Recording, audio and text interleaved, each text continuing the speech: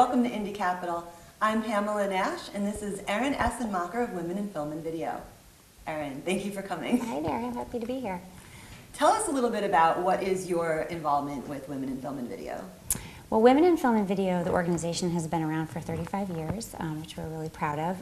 I have been involved actually in some form or fashion with WIF for 20 plus years. Actually, I grew up in this area, and my mom was a filmmaker, and she actually was very involved with WIF and was on the board of WIF. And there used to be a big women's focused film festival called Women Make Movies that WIF put on years ago, and my mother helped run that. So I kind of grew up in WIF.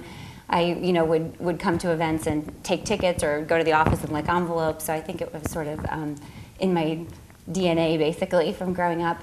And then as I grew up in this community and became a filmmaker and a production professional myself, I was used WIF as a resource. Would go to WIF events. We have a great listserv that's been going on for years. That was a great resource to me in my 20s as I was starting out my career. And then I left the DC area. I lived on the West Coast for a while and in New York for a while. And I've just come back to DC in the past couple years, and now I'm proud to say that I'm on the board of WIF, which is a great honor. And I'm loving being able to help serve the organization from this perspective now. And what is the membership base? Because it's not just strictly limited to women. That's right. We welcome both women and men. We have around 1,000 members. It's really another thing that I'm really proud of and I think makes it such a vibrant community is, well, a couple things. Number one, our membership base is made up of not just women and men, but professionals that represent almost every discipline and facet that touches the production community, whether it's producers and directors, writers, editors, animators, makeup artists, people even on the professional services side, whether it's people in the legal profession that maybe might work with media folks. So it's a real broad base in that perspective. From that perspective, it's also a broad base in terms of experience, which I think is a real strength we have. We have 3 tiers of membership, including membership at a discounted rate for students. So I think if you're just starting out in your career, and I can say from experience that when I was just starting out in my career, WIF was a really powerful resource for me, and we've continued that. Then there's sort of like a mid-career level of membership, and then we also have what's called an executive membership. And we have women and men who have been in the business for 10 years plus, who can also who can now really serve as mentors to some of the younger folks, but also sort of when you're at that level in your career, almost no matter what you do, you're always looking for peers that you can bounce ideas off of, brainstorm with, get best practices that can be resources to you. So we're also a resource to those that are more established in their career and would be executive members. So we really just sort of have something for everyone if you're working in any facet of the media community in DC.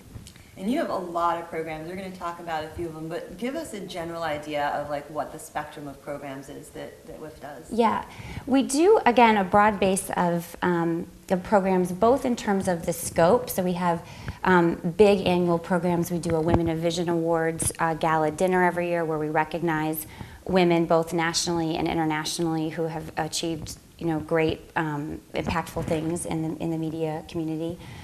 We do a Script DC conference every year where we bring in a lot of big names from Hollywood and other places who are really established that can help mentor the folks that are there. Last year we had people like Dara Marks, who's a really well-known script consultant. We had Lauren Versel from Lucky Monkey Productions, who did films like Vamps and has worked with Amy Heckerling and Alicia Silverstone. So we try and bring in some big names and really some names that may not necessarily always come to DC. As someone who's lived and worked in places like LA and New York, you have those resources available to you a little more readily because those folks are working there. Sometimes in a place like DC that has a very vibrant production community but maybe is more focused on nonfiction or is just a little bit smaller, you don't run into those people every day. So we put a lot of time and energy into bringing those people here. As an independent filmmaker myself, I know that resources are usually an issue. You don't have, $2,000 to fly to LA to go to a big film conference, so we bring those people here to the community. So those are some of the bigger events we do. And then on a monthly basis, we have a program called Wednesday One, which is usually the first Wednesday of the month, and we do a broad base of things. So everything from tax tips for independent media people to bringing in development executives from the big networks here to talk about what they're looking for in original programming. We vary it up. So again, whether you're a scriptwriter, a makeup artist, a producer, at the PA level, whatever you're doing, we try to really look at the year and kind of make sure that we have a balance of offerings so that we're really providing something for everyone in the community. And you touched on mentoring, and I know you have some programs specifically targeted at new filmmakers and young filmmakers. Yes. So we want to talk a little bit about those. Okay. So we really believe that it's important to kind of help train the next generation and be a resource and a mentoring resource. It's also really important to us in terms of our mission statement to be providing positive role models for women and girls in the media. And part of the way that you do that is through working with young people. So two of the sort of marquee programs we have where we work with youth in the DC community are the Kids World Film Festival, which is kind of a two-part program. We basically start by taking younger kids, elementary school-aged kids, and talking to them about media literacy and being able to look at media with a more critical eye, and not just, all of us, not just kids, all of us are so bombarded with so many kinds of media, ways to consume it. It's coming at you all the time. I travel all the time for work, and I can't even get into an elevator now without there being TV on, right? So really talking to kids and helping them think critically about the images they're seeing, and to not just take everything at face value, to start to think a little bit more about the media that they're consuming. So we do that as sort of the first part, the foundation, and then we take those kids and screen short films for them so that they can kind of see some independent work and also start to put those critical thinking, media literacy skills to the test. So that's Kids World Film Festival. The other program we do that's geared more towards high school age students in the DC area is called Image Makers. And it's such a cool program. We take a diversity of kids. A lot of times when we're looking at where we pull kids from for the program, we particularly are looking at schools that maybe don't have a robust media program anymore, that's been either it never was there or it's been the victim of budget cuts, so they don't have the opportunity to get media training in high school. So we bring them in, and then we pair them with a nonprofit in the community that maybe doesn't always have the resources to produce their own media. So there's a real robust synergy that happens in terms of helping the kids and helping these nonprofits. Then the kids go through a sort of rigorous weekly program on the weekends where we use volunteers from our community who are more seasoned to teach them about editing, producing, directing, and at the end they make their own public service announcement for one of these nonprofits. So it's really empowering for the kids because not only are they learning these skills, but at the end of it they can kind of look at that PSA and say, I need this. And then we usually do a screening of that work so they also get a chance for the public to see some of that and get some recognition. And then the nonprofits are free to use those PSAs for fundraising or whatever uses that they can use to build resources for their own organization. So it really helps the DC community in a lot of different ways. Yeah, it sounds like an everybody wins kind of proposition. Yeah, and that program has been going on for over a decade and has been really successful. So I wanted to just touch back a little bit on DC Scripts, which is a really big program for this area. And it is technically a writing program, but there's a lot of things going on for other producers and directors and actors, and I just want to talk a little bit about that. Sure. Script DC is an annual event that we do. It is geared more towards script writers, and we've done some things to vary it up. One of the things I love that I think WIF has helped kind of fill a little bit of a gap is because DC is so focused on nonfiction programming, and I'm biased because that's my genre, and I think that's great, but I have a lot of friends and colleagues who are working in fiction, and I just, again, because we're not LA or New York, there aren't as many resources here, or there haven't historically been, for folks working in fiction. And I think WIF is actually doing multiple things, I think, to address that, but Script DC is a big one. So it's a balance. There's something for both fiction and nonfiction. But again, we bring in some pretty heavy hitters to both not just teach workshops, which is a big part of it and I think is important, but really to kind of dive in with folks and help critique their scripts. Give them really hands-on advice that they can use to then go back and actually not just learn more about script writing in general, but actually take the next step with whatever it is they're working on. So we've gotten great feedback from the attendees, and I think that it's a really unique program that I don't that kind of fills a niche that I don't see being filled anywhere else in the community. I realize most of your programs are very broad and open to everybody, but you do have certain niche areas like the film registry and your specific focus on more recognition from women filmmakers, and I want to talk a little bit about that. Okay.